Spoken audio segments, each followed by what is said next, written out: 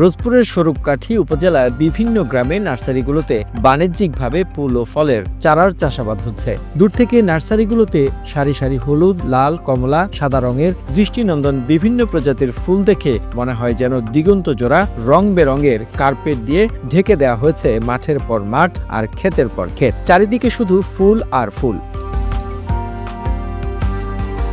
উপজেলার অলঙ্কারকাঠি, আকলম, সুলতানপুর, সঙ্গীতকাঠি, পানাউল্লাপুর সহ ১৩ থেকে ১৪টি গ্রামে ৫০ হেক্টর জমিতে ফুলের চাষ হচ্ছে। অক্টোবর থেকে ফেব্রুয়ারি মাস পর্যন্ত ফুল চাষের মৌসুম। প্রায় ৬০ বছর পূর্ব থেকে স্বরূপকাঠিতে বনজ, ফলদ ও ঔষধি চারা কলম উৎপাদন করে বাণিজ্যিকভাবে কেনাবেচা চলে আসছে।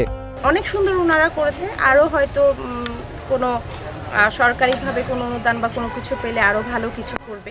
ঢাকায় কিন্তু সবগুলা ওরকম ভাবে পরিমিত পর্যায়ে পাওয়া যায় না। এইখানে ওরা বেশ পরিমিত পর্যায়ে রাখছে। মনে হয় ওদের মানে ওরা ইচ্ছা করে যে সারা বাংলাদেশের সব জায়গায় এই গাছগুলো দিবে আর কি। বিগত দিন থেকে চারা কলমের পাশাপাশি স্বল্প পরিসরে ফুল ও ফুলের চারার চাষাবাদ চলে আসছিল। ফুলের চাহিদা বৃদ্ধির কারণে বিগত ৭ থেকে ৮ বছর ধরে বাণিজ্যিকভাবে ফুলের চাষাবাদ করে আসছে এলাকার নার্সারি মালিকরা। অনেক ফুলের আইটেম আছে, এটা আমরা চাষ করা হয়। এটা সমস্ত বাংলাদেশ থেকে বাংলাদেশেই এই যে চারা নেয়। হরিগেন্দা, বিভিন্ন কালারের ফুল পাওয়া যায়। ফুল চাষ করে এসব গ্রামের অনেকেই আজ স্বাবলম্বী। ফুল ও ফুল চারা চাষাবাদের সাথে প্রত্যক্ষ ও পরোক্ষভাবে প্রায় ৩,০০০ শ্রমজীবী মানুষ জড়িত থেকে জীবন জীবিকা নির্বাহ করে আসছে। এক শ্রেণীর দুরাগত পাইকাররা ও খুচরা বিক্রেতারা প্রতিদিন এখান থেকে নানান জাতের ফুলসহ চারা ক্রয় করে পিকআপ ভ্যান, ট্রলার, নৌকা যোগে ভোলা, পটুয়াখালী, বরগুনা, ঝালকাঠি, ফরিদপুর, বাগেরহাট সহ দেশের বিভিন্ন হাট বাজারে নিয়ে বিক্রি করেন। এখানে আসছি চারার জন্য। আমার নার্সারি আছে ঢাকার মধ্যে সবচেয়ে বড় নার্সারি। স্বরূপকাঠি থেকে আমি নোয়াখালী মাল বিক্রি করি।